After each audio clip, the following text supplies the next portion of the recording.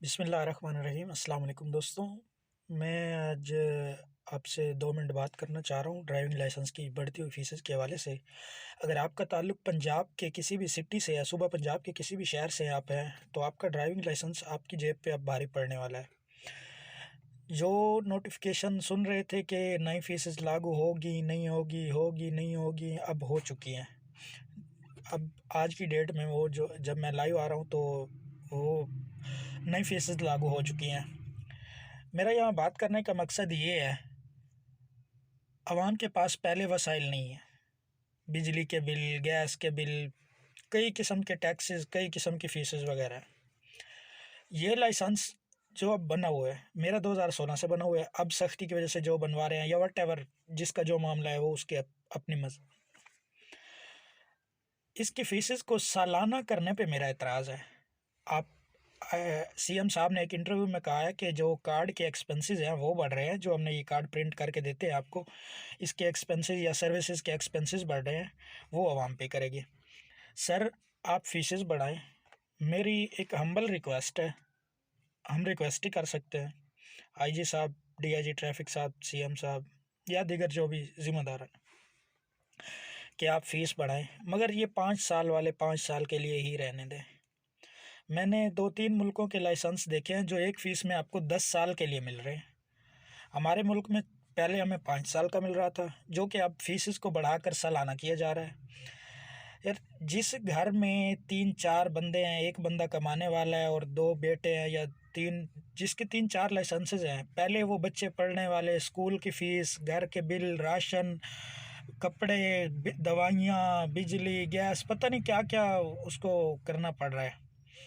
अब उसके बाद अब ये और फीसेस भी 2000 रुपये, 1500 रुपये या 1800 रुपये, वट एवर जो भी मेंशन की हुई हैं वो लिस्ट आपके पास आप पहुंच चुकी होगी, आप देख लेंगे।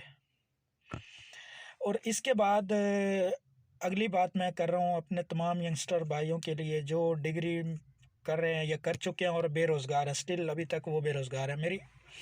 मेरा सवाल ये है कि जो ऑलरेडी बेरोज़गार हैं, फैमिली उनको पहले से एकोमोडेट कर रही है, अब वो ये फ़ीसेस भी कहाँ से पे करेंगे?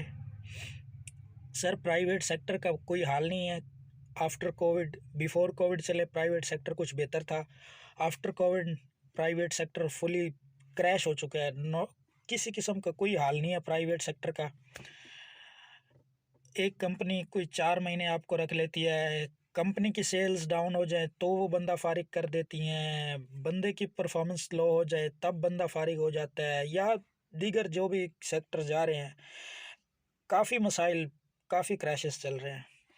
तो मेरी रिक्वेस्ट है सीएम से, सीएम पंजाब साहब से और आईजी साहब और डीआईजी ट्रैफिक साहब से कि सर, मेहरबानी करके आप अपना ये फ़ैसला वापस ले लें, हम पर थोड़ा सा रहम करें।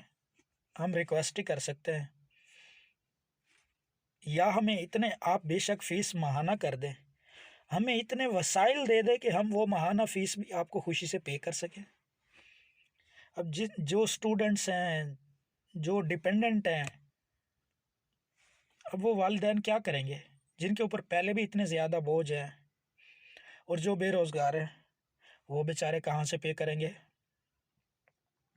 और मैं तमाम एडवोकेट साहिबान से भी गुजारिश करता हूँ कि आप आला अदलिया से हमारी आवाज़ बन के, आवाम की आवाज़ बन के रिक्वेस्ट कर लें, अल्लाह आपकी मदद करेगा। और बाकी ट्रांसपोर्टर हजरात जिनका इस फील्ड में ज़्यादा ताल्लुक़ है, उनको भी चाहिए कि वो अपने ड्राइवर्स के हक़ में आवाज़ उठाएं, और तमाम दोस्त अपने अपने हिस्से की आवाज़ उठाएं। और मैं रिक्वेस्ट ही कर सकता हूँ सीएम साहब से और डीआईजी ट्रैफिक या जो भी ज़िम्मेदारान हैं, सर, मुद्दबाना रिक्वेस्ट है। एक इंसान जब रिक्वेस्ट करता है तो वो आपको इस काबिल समझता है कि आप उसकी बात सुनेंगे, तो वो आपको रिक्वेस्ट करता है। अब हमने आपको इस काबिल समझा है कि आप हमारी बात सुनेंगे। अब देखते हैं क्या फ़ैसला होता है।